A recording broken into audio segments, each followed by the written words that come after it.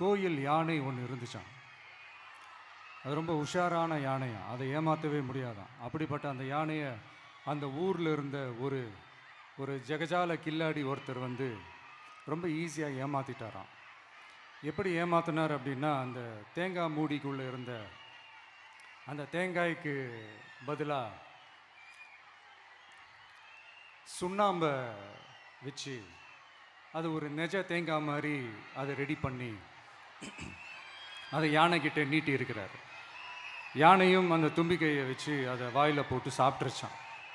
பக்கத்தில் இருந்த ஒரு நண்பர் கேட்டாராம், எப்படிப்பா, அது ரொம்ப உஷாரான ஒரு யானையாச்சே, அது எப்படி ஏமாத்தின?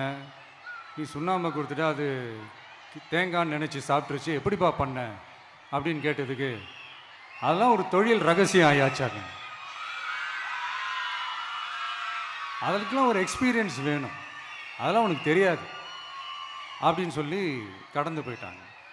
திருப்பி ரொம்ப நாள் கழித்து அந்த மிஸ்டர் ஜெகஜாலம்ஸும் அந்த ஃப்ரெண்டும் மீட் பண்ணியிருக்காங்க. அப்போ அந்த யானை டாபிக் வந்திருக்குது.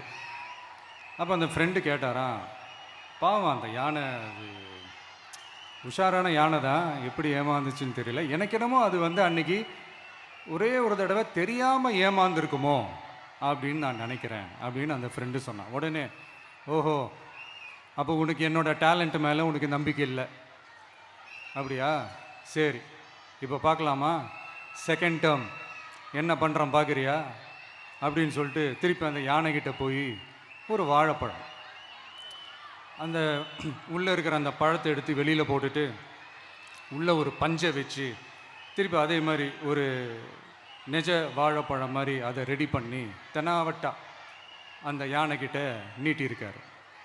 அந்த யானையும் தும்பிக்கையை அப்படியே பக்கத்தில் கொண்டு வந்து அவனை ஒரு சொல்லிட்டு அப்படியே தூக்கி போட்டு,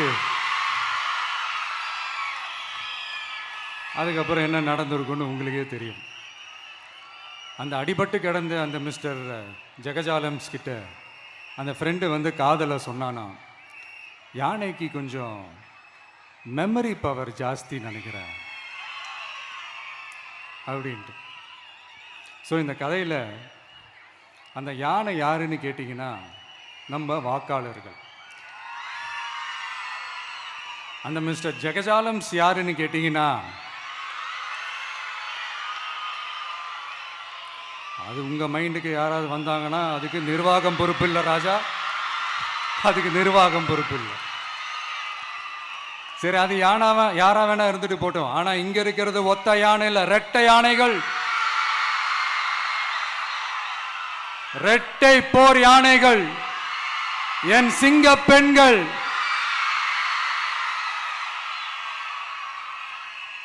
உங்களெல்லாம் யாரும் எதையும் சொல்லி ஏமாற்ற முடியாது. இப்போ இந்த விமென்ஸ் டே அன்னைக்கு